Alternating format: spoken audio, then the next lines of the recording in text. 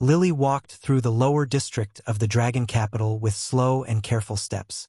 The streets were narrow, crowded, and always loud. Humans lived here in small houses with broken roofs and walls that needed repairs no one could afford. Lily was used to it. She had grown up here all her life. She had learned how to stay quiet, how to avoid trouble, and how to move fast when danger came near. She carried a small cloth bag at her side with a few vegetables she had bought for her aunt. It was just another normal day for her, or at least it should have been. She kept her head low as she walked past a group of dragon merchants arguing with each other. Their long wings were folded behind them, but even folded they looked sharp and powerful. Their scales glimmered in the sunlight. Lily tried not to stare at them. Dragons did not like being stared at by humans. She had learned that the hard way. As she moved farther down the street, the noise slowly faded. Fewer humans were around this part of the district. Lily felt the air shift. It was strange, like something heavy was hiding just around the corner. She did not know why she felt nervous, but she trusted her instincts. Growing up here meant learning to trust strange feelings. Then she heard it. A loud thud, a rush of air, a soft cry that did not sound human. Lily froze in place. The sound came from the next street over. She turned her head slowly, her heart beating fast. She told herself to keep walking. She had vegetables to deliver. She had no time to get involved in anything dangerous. But the sound came again. Pained breath. A struggling voice. She felt fear, but she also felt something else, responsibility. She could not explain why. She just knew someone needed help. Lily took a deep breath and stepped toward the alley. Her hands trembled as she pushed aside a wooden crate blocking the way. She moved forward carefully, her eyes scanning every corner. And then she saw him. At first she thought it was just a large pile of shimmering scales. But as she stepped closer, she realized it was a dragon. A young one, much smaller than an adult but still big enough to fill half the street. His wings were curled tightly around him. His tail twitched weakly. His chest rose and fell in short, shaky breaths. His scales were a pale silver color, glowing softly like moonlight. Lily could not believe what she was seeing. A young dragon lying helpless in the street was something she had never imagined she would witness. She took one slow step toward him. The dragon opened his eyes slightly. They were bright blue, full of pain and confusion. Lily's voice cracked as she spoke. She had never spoken to a dragon before. Are you okay? The dragon tried to lift his head, but he could not. He could barely move. He made a soft sound like a weak growl, but there was no anger in it, only fear.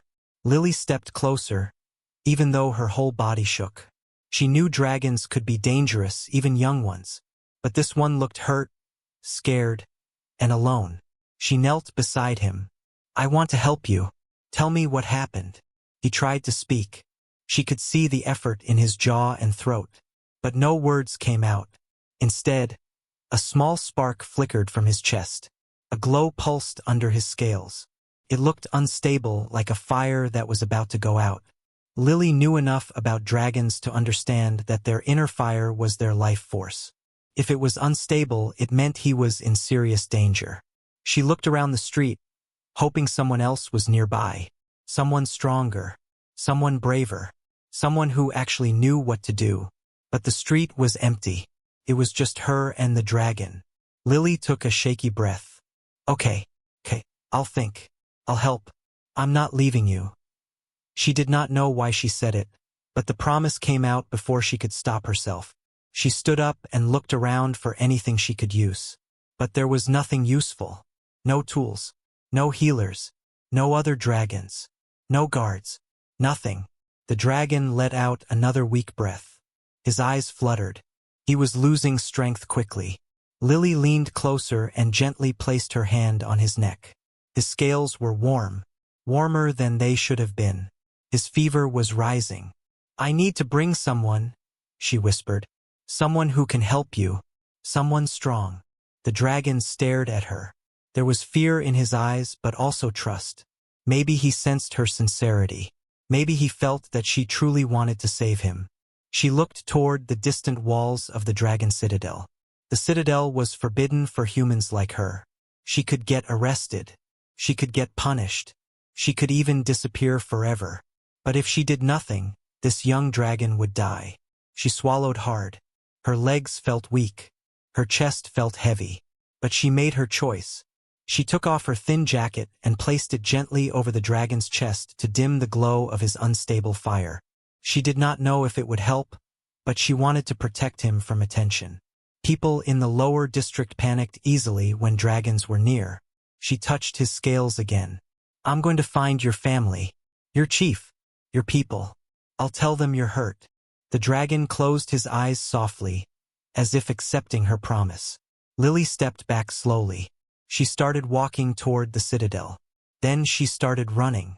Her heartbeat echoed in her ears. The streets blurred around her as she pushed through crowds, ignoring the angry voices of merchants and the surprised shouts of other humans.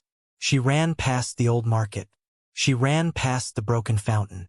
She ran until her legs burned.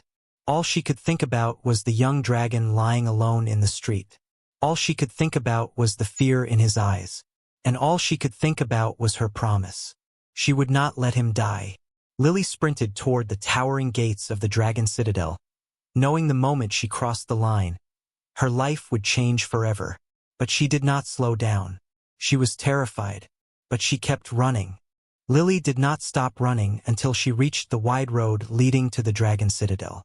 The air felt different here, cleaner but heavier. It carried the scent of burning stone and the faint crackle of dragon fire. Tall spires rose into the sky, each carved with symbols she could not read. Even from far away, the citadel looked powerful, like it watched everything below it. Lily slowed down, breathing hard. She wiped sweat from her forehead and tried to steady herself. She had never been this close to the citadel before. Humans in her district were warned not to step near it. Guards were strict. Punishments were harsh. And dragons rarely showed patience toward humans. But she remembered the young dragon lying in the street. His weak breathing, his frightened eyes, his shaking wings. She could not turn back now. Lily stepped toward the main gate. 2 large dragon guards stood on either side. They were in their humanoid forms, tall and strong, with scales across their arms and glowing eyes. Their armor looked heavy but fit them easily. When they saw her, they stiffened. "Stop," one of them said. His voice was deep and echoed off the stone walls. Lily froze, her hands shaking slightly. I need help," she said. A young dragon fell. He collapsed in the street. He can't move. The guards exchanged doubtful looks. The second guard stepped forward. Humans are not allowed past this point. Turn around. Lily shook her head quickly. Please. He needs help right now. He's alone. He's hurt. The guards did not look convinced. Many humans had tried to enter before with excuses that were lies. Lily could see their suspicion. I'm telling the truth, she said. Her voice cracked with fear and urgency. He's silver-scaled. Small. He could barely breathe. He needs someone strong. Someone who can heal him. The guards looked more alert now. Silver scales were rare. Important. Where is he? The first guard asked. In the lower district. Near the old market road, she said quickly. The second guard frowned. Why would a young dragon be flying alone in that area? I don't know, Lily said. But he fell. He's burning with fever. The guards looked uncertain. Lily felt her heart sinking. She needed them to believe her. She needed them to move. Please, she whispered. He will die if you do nothing. For a moment, everything was silent. Then footsteps approached from behind the guards. A tall figure stepped forward. A dragon guard captain. His scales dark red and his armor marked with gold. He studied Lily with sharp eyes. What is happening here? He asked. The first guard saluted. Captain. This human claims a dragon child has collapsed in the lower district.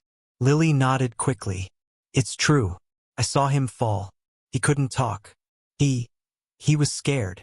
The captain looked at her for a long moment, reading her expression, her posture, her fear. Finally, he spoke. Your name? Lily, she whispered. The captain stepped closer. His presence was overwhelming. Lily, do you understand the punishment for lying to enter the citadel? She swallowed hard. Yes. And you still insist this is true? Lily nodded. Yes. He studied her a moment longer, then turned to the guards. Send a scout. If she speaks truth, we will respond immediately. Lily felt a small breath of relief. It was not everything she hoped for, but it was something. A young dragon scout in humanoid form stepped out from the gate and spread his wings. With a single leap, he took off into the air, heading toward the lower district. Lily stood silently, trying not to tremble. The captain watched her closely. You seem afraid, he said. I am, Lily admitted softly. But he needed help. The captain's expression softened only slightly. Few humans would run toward a falling dragon, let alone a chief's son. Lily's eyes widened. Chief's son. A silver-scaled youngling is always blood of a chief, he said. If what you say is true, you may have just saved the heir. Lily felt her stomach twist. She suddenly realized how deep the trouble could become. She had not known the dragon was anyone important. She had just wanted to help someone in danger. Minutes passed slowly. The captain and guards stood in silence, but Lily could feel their tension. She kept glancing up at the sky, praying the scout would return soon. Finally, a shadow passed overhead. The scout landed hard, breathing fast. Captain, he said. It's true. The young heir is down. He is in critical condition. The captain's eyes narrowed with urgency. He faced his guards. Prepare a rescue team at once. Then he turned to Lily. You will come with us. Show us the exact place. Lily nodded quickly, her fear replaced by determination. More guards gathered, shifting into their full dragon forms, wings spreading wide. Their scales shined as they prepared to launch. The captain placed a hand on Lily's shoulder. Stay close. Do not fall behind. And do not run. Before Lily could respond, the ground shook slightly as the dragons took flight. The captain lifted her gently with his strong arms and rose into the sky with powerful wing beats. Lily gasped as the city shrank below. She clung to his armor, the wind rushing past her face. She had never flown before, never been this high, never imagined she would be carried by a dragon. As they soared toward the lower district, Lily looked down and saw the streets growing closer. She saw the place where she had left the young dragon. Her heart tightened. She prayed he was still alive. And she prayed she had not been too late. The flight back to the lower district felt both fast and endless. Lily held tightly as the captain carried her through the air. She could see the broken rooftops below, the twisting streets, the scattered markets. She wondered if the young dragon was still breathing. The fear in her chest only grew stronger. The dragons landed near the old market road with a heavy thud that shook the ground. Dust rose around them. Villagers stared and backed away quickly, some hiding behind doors and crates. Humans were not used to seeing so many dragons in one place. Lily pointed down the narrow street. He's there. I left him there. The captain did not waste a second. He rushed forward, his guards following close behind. Lily ran after them, her legs shaking. When they reached the spot, Lily felt her heart squeeze. The young dragon was still lying there, wings curled tight, breath weak and uneven. His silver scales glowed softly under the jacket she had placed on him.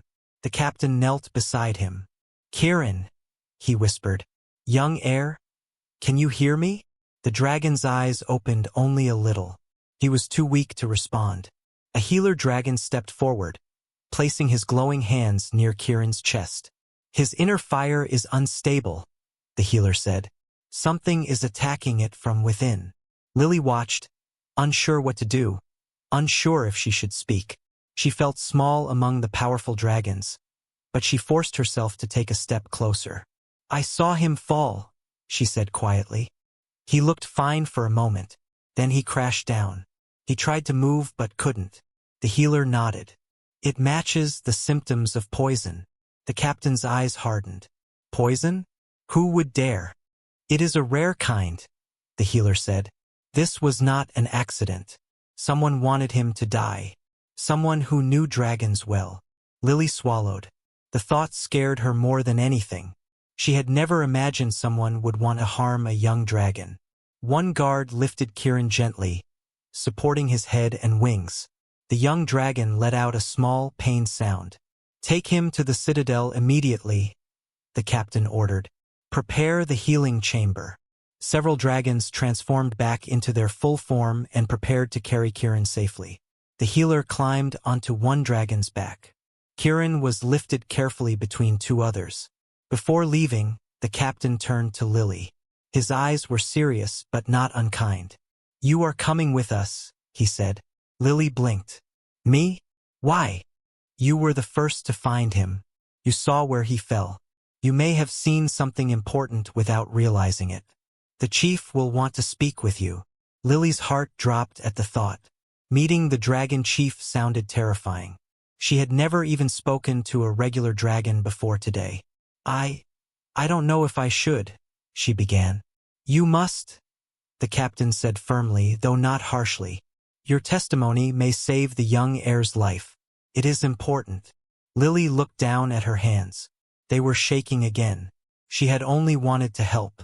She had not wanted to get involved in something so big. But she thought of Kieran's frightened eyes. The way he had looked at her before she ran for help. She nodded slowly.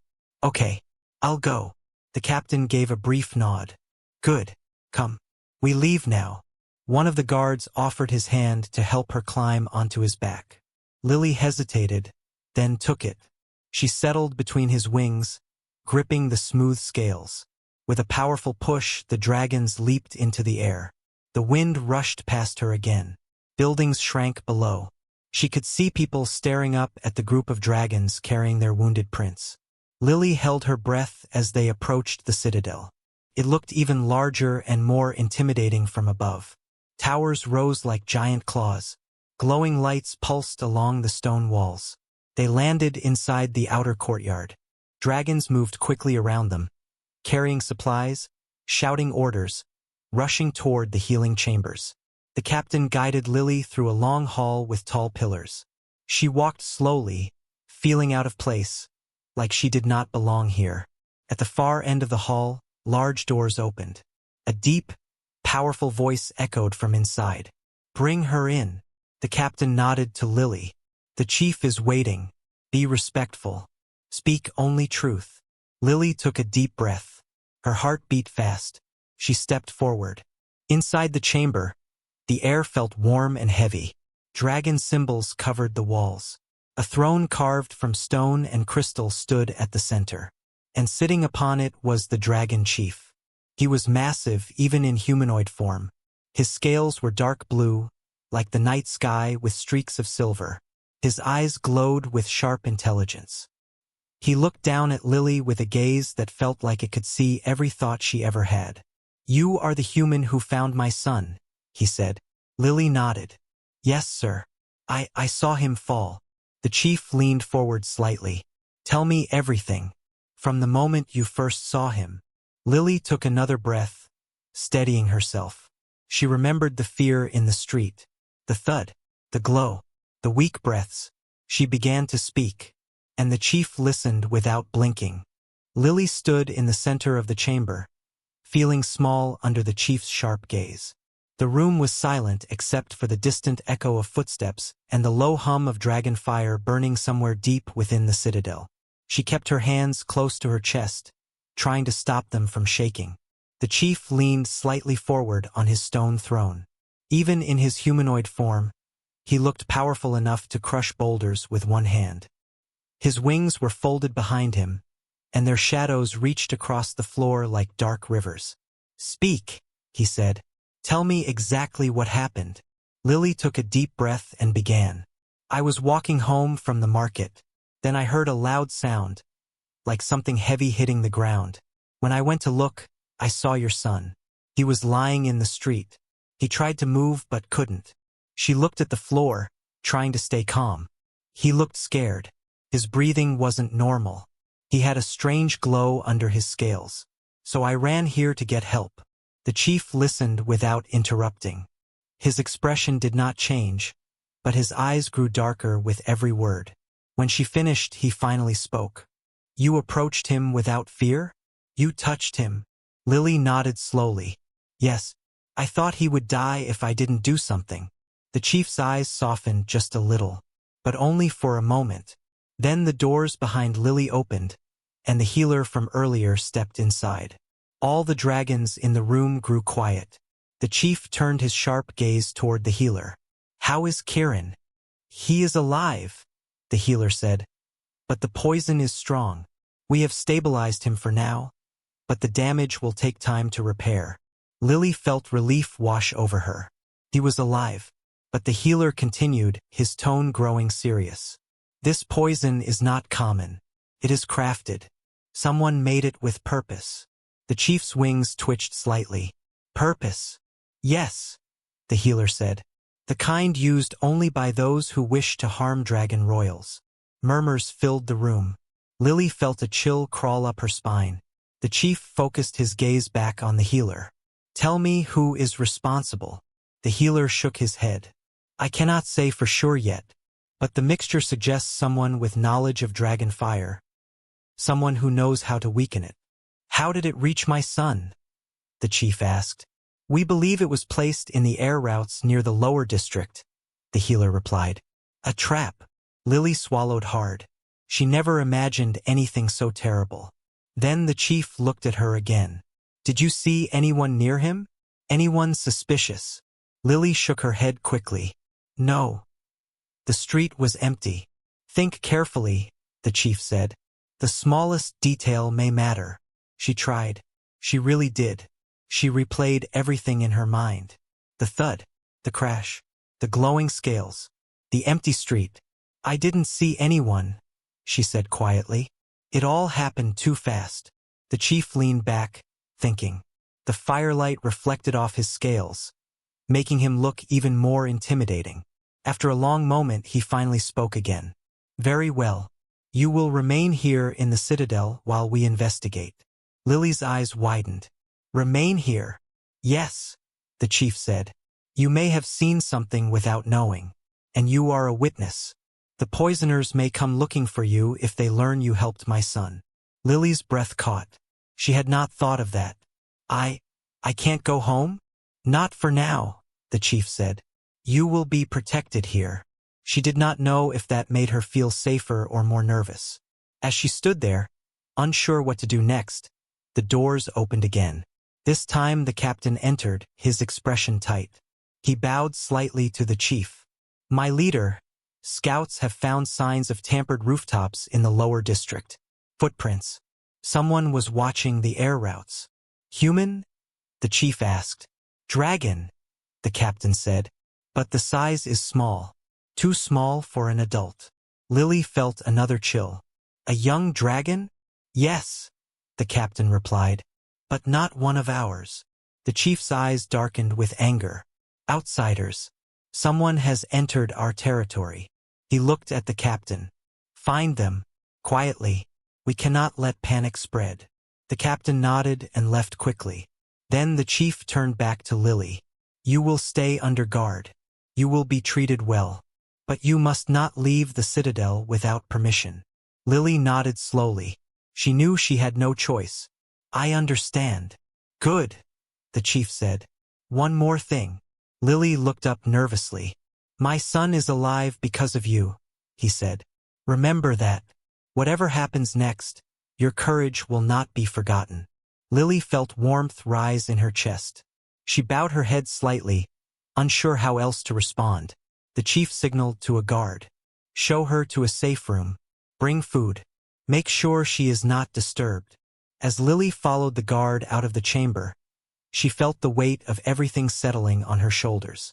Kieran was alive, but someone had tried to kill him, and now she was part of something far bigger than she ever imagined. As the large doors closed behind her, she wondered quietly, what danger was waiting next?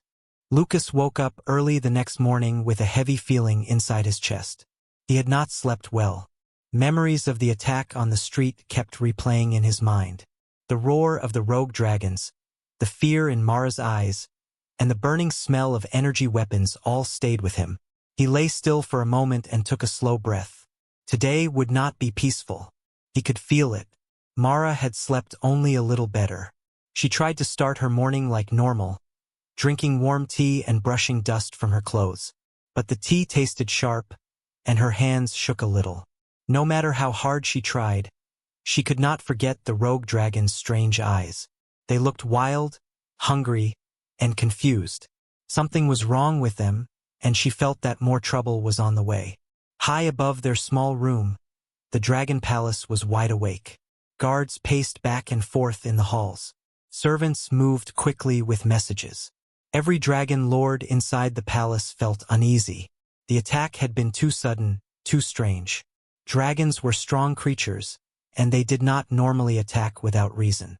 Even young dragons understood rules and respect. Chief Archer stood on the balcony of his private chamber, staring out over the city. His large wings were folded tight behind him. His scales shimmered in the pale sunrise, but there was no peace on his face. He felt troubled, deeply troubled.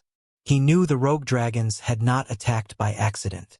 There was something darker happening, something he had not sensed until it was too late. He turned when he heard small footsteps behind him. Jorin entered slowly, still wrapped in soft bandages.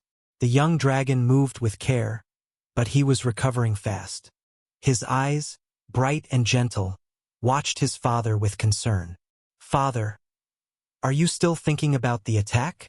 Jorin asked. Archer nodded. "I must think about it, Jorin. It is my duty. Something is wrong. Dragons do not strike at random. And they were not themselves. I could sense it. Their minds felt broken." Jorin lowered his head. "I am sorry I caused so much trouble yesterday." Archer walked to him and placed a clawed hand on his son's shoulder. "You caused no trouble. You survived. That is what matters. And you were saved by a brave human girl." At that name, Jorin smiled softly. "Mara." Archer noticed the smile, and for a moment he felt warmth. But it did not last long. Dark clouds hung over his thoughts. In the city below, Mara and Lucas prepared to return to the palace. Archer had asked for them personally. Lucas packed a small bag with basic supplies, unsure of what the chief wanted. Mara tightened her shoes and tried to calm her nerves. "Do you think he's angry?" she asked quietly. Lucas shook his head. "No. Archer does not seem like someone who gets angry without reason.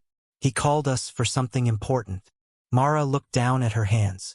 "I just hope I didn't do something wrong. Everything happened so fast yesterday." "You saved his son," Lucas reminded her. "No chief forgets that." They made their way through the morning crowd. The city felt tense. People looked around more than usual. Street vendors spoke in hushed voices. Even the air felt heavy. When they reached the palace gates, dragon guards stepped aside to let them through. Their eyes followed Mara closely, but there was no hostility, only curiosity and respect. Inside, they were led into a grand hall. Archer stood at the far end, waiting. His tall frame cast a long shadow across the marble floor. Mara and Lucas stopped in front of him. Archer lowered his head respectfully. "Thank you for coming. We have much to discuss." Mara swallowed. "We came as fast as we could, Chief. Is Jorin all right?" "He is healing well," Archer replied. "Thanks to you." Mara let out a breath she did not know she was holding. Archer continued. "But healing one young dragon is not the end of our troubles. Yesterday's attack was only the beginning. I believe more danger is coming." Lucas stepped forward. "Do you know what caused the rogue dragons to act that way?" Archer's wings twitched. "Not yet, but I felt something strange in the air during the attack. A pulse, a sharp push of energy, almost like someone reached into their minds and twisted them." Mara frowned. "You mean someone controlled them?" Archer nodded slowly. "It is possible. There are old powers in this world, powers many have forgotten, and I fear one of them has returned." Mara felt a chill run down her back. Archer turned to both of them and said, "Which is why I need your help." Both humans stared at him, surprised. "Us? But we are just two humans," Lucas said. "You are more than that," Archer answered. Mara saved Jorin's life when no one else could reach him. And both of you saw the rogue dragons up close. You felt their presence. I need that perspective. Mara hesitated. What do you want us to do? Archer stepped closer. I want you to join an investigation team. My best dragon scouts will search the borders for signs of corruption. But I need a human team as well. Humans notice things dragons overlook. You think differently. You move differently. That could save us. Lucas and Mara exchanged looks. Neither had expected this. Mara asked, Is this dangerous? Yes, Archer said honestly. Very dangerous.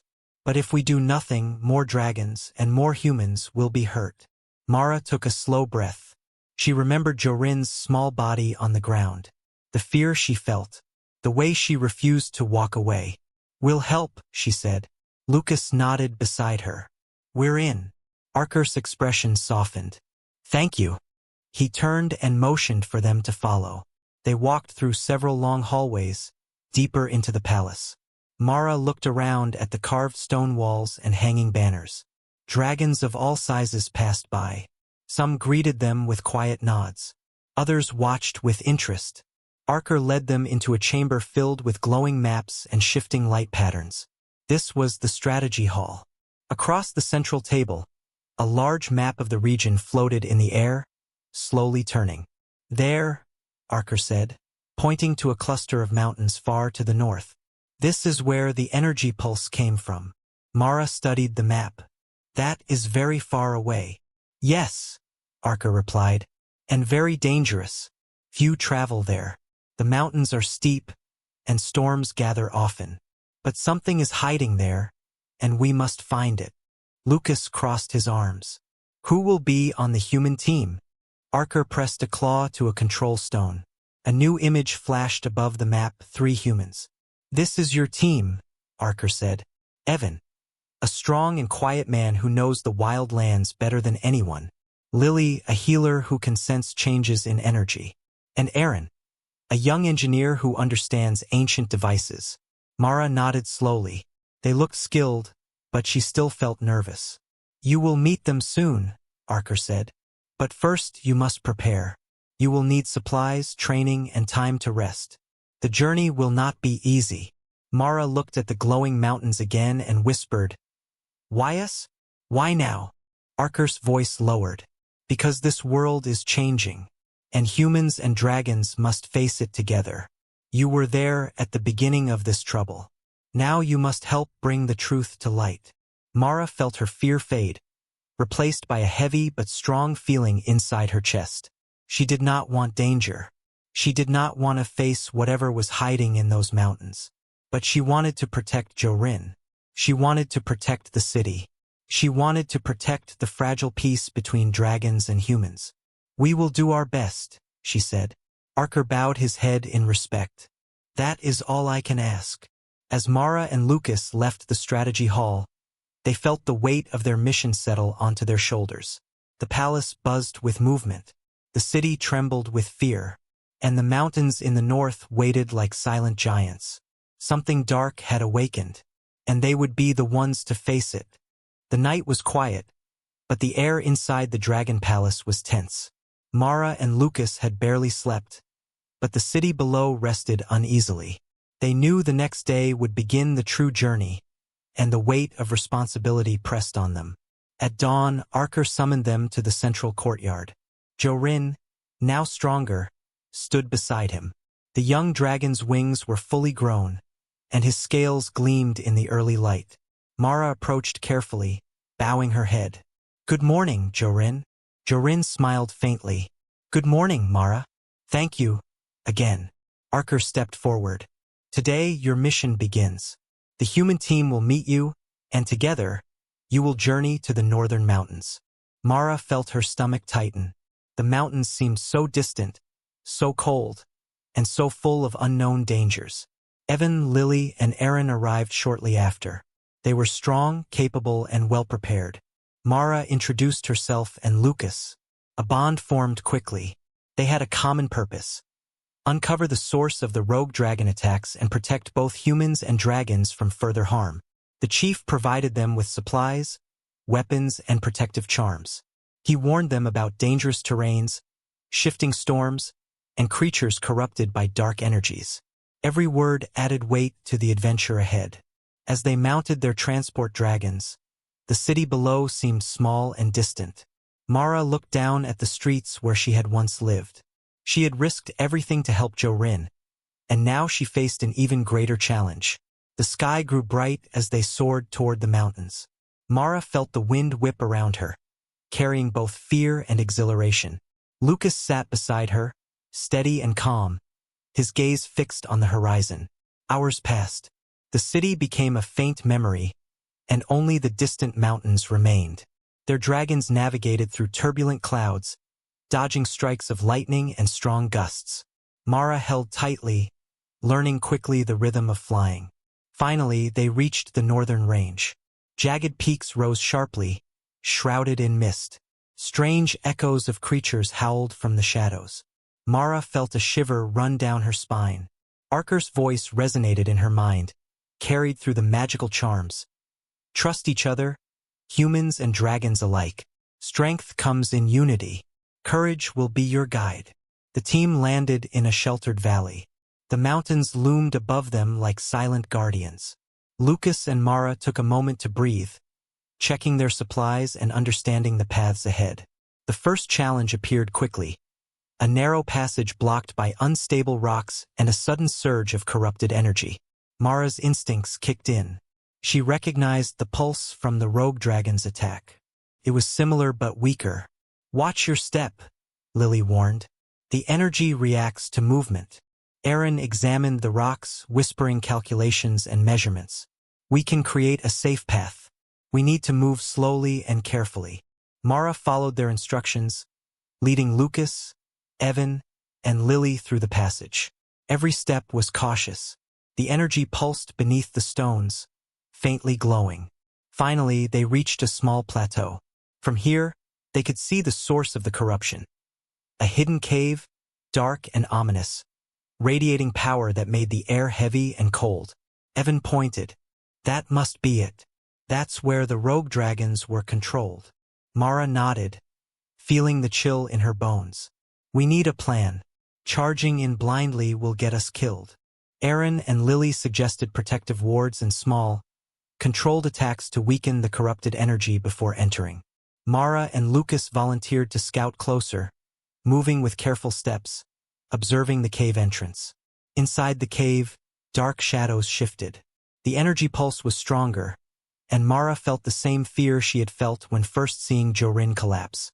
She clenched her hands, remembering the bravery it had taken to run into the street. Together, the team worked. They set wards and traps, testing the strength and behavior of the energy. Slowly, step by step, they moved deeper into the cave. Mara could hear whispers of corrupted creatures, echoes of once-living dragons now twisted by dark power. Suddenly, a shadow lunged from the darkness. The team reacted instantly. Dragons roared, humans shouted, and the battle began. Mara's courage was tested as she faced the corrupted creature, remembering Jorin's small, frightened eyes. With quick thinking, teamwork, and bravery, they managed to weaken the corrupted energy. Lily's magic stabilized the creatures, Aaron's devices disrupted the dark pulse, and Mara, with Lucas at her side, helped lead the charge to secure the cave. Finally, the source of the corruption became clear. An ancient artifact, glowing with dark energy, pulsed in rhythm with the rogue dragon attacks. Mara approached cautiously, touching it with a protective charm. A shock ran through her, but she held firm. The team worked together, combining strength and magic. Slowly, the artifact's power diminished. The pulse weakened and finally stopped. Mara could feel the relief wash through her body. The corrupted dragon's minds were freed. The energy in the mountains calmed. Breathing heavily, the team emerged from the cave. The sky above was clear, the mountains silent. Mara looked at her companions, feeling a deep sense of accomplishment and relief. Jorin appeared, riding swiftly on a dragon from the citadel, sent by Arker to congratulate them. His scales shone brightly, fully healed. "Thank you," he said to Mara and Lucas. You saved all of us. You saved the dragons and humans alike. Archer arrived shortly after, his expression proud. Your courage and unity have proven that humans and dragons can achieve great things together. Let this be remembered as the day bravery and trust overcame darkness. Mara smiled, exhausted but fulfilled. Lucas stood beside her, equally relieved. They had faced fear, danger, and the unknown, and emerged stronger. As the sun set over the northern mountains, Mara looked at the horizon. The world was vast and filled with challenges, but she knew that together, humans and dragons, they could face anything. The journey had tested them all, but it had also created bonds that would last a lifetime. Courage, trust, and unity had triumphed. And so, the legend of the brave human girl and the dragon chief's young son spread throughout the lands. A story of heroism, of hope, and of the unbreakable bond between humans and dragons.